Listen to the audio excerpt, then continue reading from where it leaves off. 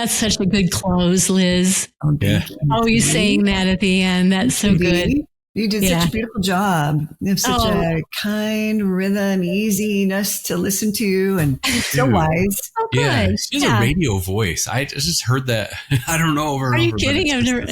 That's funny. This calm. I don't know. Maybe it's just the mic. Yeah. It is. Maybe it's just the mic. Yeah. The mic. The mic is nice too. You know what? My master's is in voice and opera. How is it about really? that? Well, there we go. Oh, there you go. Boom. Maybe there's There you still go, a little baby. bit of that singing voice in there. That's funny. Yeah. Oh, Yeah. I love it. Love it. Rex, what do you think? I really like the boundaries idea about I don't want criticism. I want curiosity. Like if I come home with like a $3,000 or $4,000 guitar, I don't want criticism. I just want curiosity. Okay. Well, Just curiosity. Tell me about but that. apparently you don't have that financial boundary if we spend something over $200. We'll talk about it. Yeah, that's right. Anything over 10,000, then we have to talk to each other about it. 10,000? Okay. Okay. It's great. No, I Funny. never make crazy purchases like that.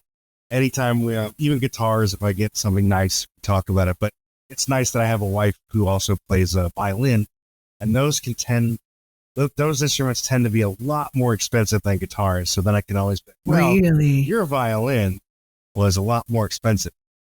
So There you go. I didn't That know sounds that. like the defensive. That sounds like the third horseman. Yeah, that's right. Right. Just so you know. Just so you know, Rex. Yeah. Aw. See, and that's another way why, the conversations can be no big deal, because if you have a language, you can actually laugh about That's it. right. That's right. Yeah. Mhm. this is an area that my wife and I have. I must be blessed because we haven't had too much issue in this area. But what do you recommend for? Do you recommend couples merge their finances or keep them separate? Yeah, I do recommend that they merge. I do. That said, if it's a remarriage, there can be some reasons to finesse that. And there can be a lot of emotions behind that too. They may have been in a financially abusive relationship. So that needs to be understood, and there needs to be a lot of compassion, and that needs to be taken slowly. So, I don't, hammer certain things. Really, every couple has different pasts and histories and experiences and stuff like that. And so again, money's emotional, so that needs to be taken into consideration. But yes, I do recommend that. It's the ideal. And even if it's a remarriage and there are those other situations, Rex, I do think that there needs to be some shared accounts, just for the flow and the system of managing finances. Yeah. And that's totally doable. But yeah. And I guess I just think of it as it's a marriage. You want to connect on every level. And unless there's some of those special cases to take care of, let's just merge and we're one. Yeah. Right? To become one. Yeah. Yeah. Yeah. Yeah, I agree. That worked out well for my wife and I, other than the only accounts that we split our business accounts and investing, because my wife would rather me invest because I understand this, but she's like, I get too emotional watching. Yeah. Well, it's up, it's down, it's up. What do I do? So, yeah. Well, a lot of times just by the way accounts are set up, investment accounts do have to be separate anyway. In your own name and, what your employer matches and things like that. So yeah, that was a really good example. You made me think of I know sometimes people really want like a extra checking account that's called their fun account.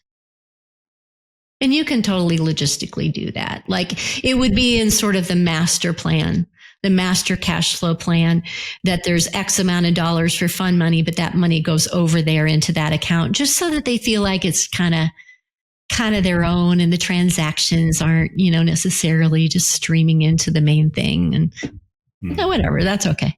Yeah. Well, that'll lead me to my next question. Is there What can couples do to recover from financial betrayal? Mm-hmm. Yeah.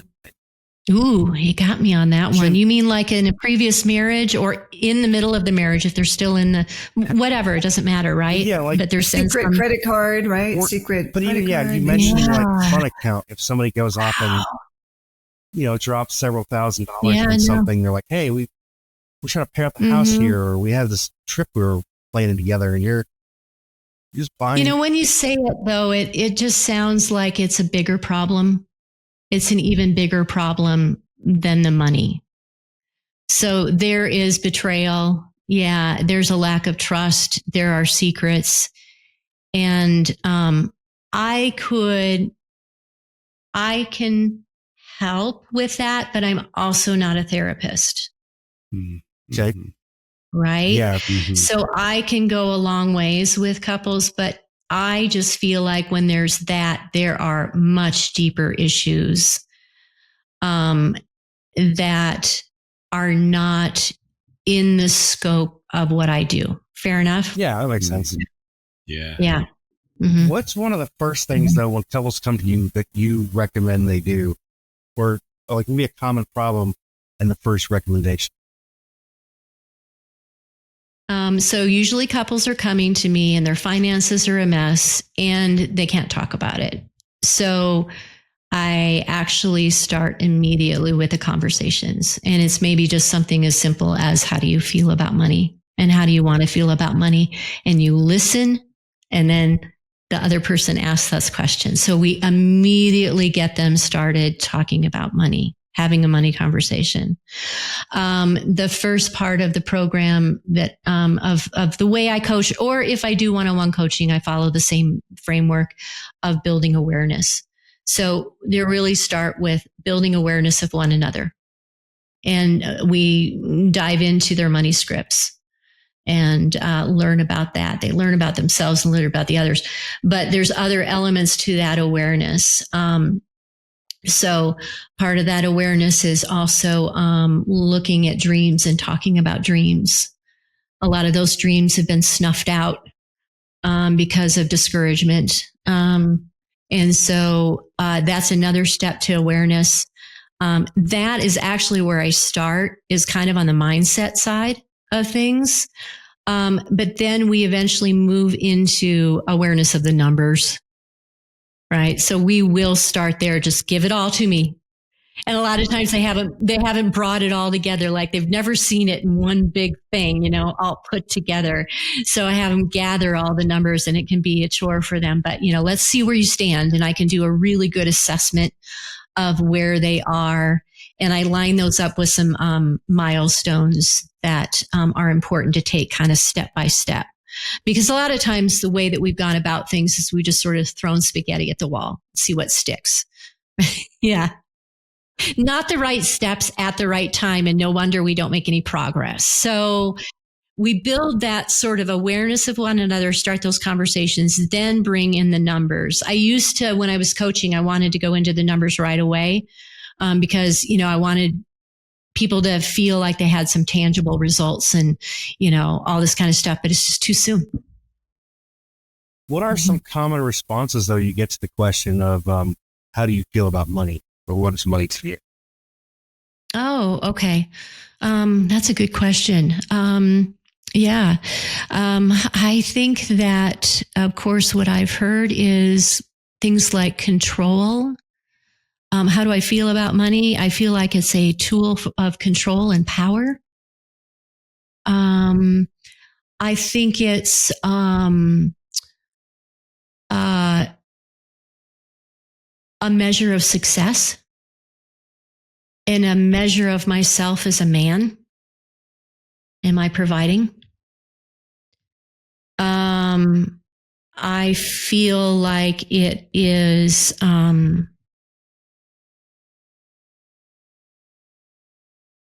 a way for me to have fun. I feel like it's yeah, I just feel like, how do I feel about money? I feel like it's overwhelming. I just hate it. I've never been good at numbers, or I don't want to know. I don't know anything about it, and I don't want to bother with it. Yeah. That's how I feel about it. There's too many numbers. And how do I want to feel? I want to feel less scared. I want to feel. I really still don't want to have anything to do with it, but I want to know that it's working okay. I think those would be an example of some honest answers. That's very interesting hearing some of those. It's a tool for control. It's a measure of my success. It's overwhelming. It's fun. Yeah. Because I can understand or relate to some of those. Do you have couples? Can you help couples come from like a scarcity mindset to an abundance mindset, or at least it's an okay, we're doing all right mindset? Yeah, it's hard work. But yes, absolutely. That is the work that we do. And that's something that you run into a lot. I do. Yeah. One thing pops into my mind, a client that even though after all the work that we've done and things are, there's flow, there's a system, there's confidence, there's, he still wants to look at the checking account several times a day. And that was an old fear, when he had to look at the checking account every day. But it doesn't serve him anymore. And that's kind of a scarcity mindset. Like, yeah, I know it's there, but yeah, I'm not sure. So I'm just going to double check. There could be something that happens. And, Is that like an obsessive compulsive behavior or similar? Yeah, I don't really think that this guy is clinically OCD, but I think it just comes from the past and trauma. Interesting. Yeah. I could talk for another couple hours about this topic. Did everybody else? Yeah. We have a hard stop on a little bit, but yeah, really, you guys are great. It's fun to talk about. This has been fascinating. I'm glad you came on. Yeah. Did either one of you have any more questions? Thanks for asking me. I'm going to take the quiz. I think that sounds like fun. Me too. Yeah. Okay. Awesome. Good. Well, I guess I'll sign off here. Great. Okay. Thank you. Thanks for the questions, Rex. Thank you. Thanks for joining us today. Hey, do us a favor and take a second to subscribe to our podcast and the Utah Marriage Commission YouTube channel at Utah Marriage Commission, where you can watch this and every episode of the show.